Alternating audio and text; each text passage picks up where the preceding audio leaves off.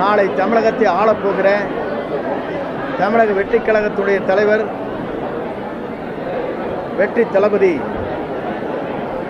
இன்று மலேசியா சென்றிருக்கிறார். அவரை காணுவதற்காக உலக நாடுகளிலே பல பேர் அங்கே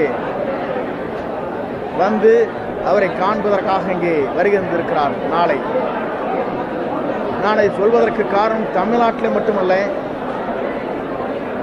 ஏறத்தாழ கேரளா, ஆந்திரா, கர்நாடகா போன்ற மாநிலங்களில் இவரை போன்றவர் நமக்கு இல்லையே என்ற ஏக்கம் அங்கே இருக்கிறது. ஏனென்று சொன்னால், தமிழ்நாட்டிலே ஏறத்தாழ ஒரு படத்திற்கு 250 கோடி என்றால் 4 படம் நடித்தால் 1000 கோடி ரூபாய் எனக்கு, அந்த பணம் எனக்கு தேவையில்லை, மக்களுக்கு சேவையாற்றுவதற்கு நான் தயாராக இருக்கிறேன் என்று வந்த ஒரே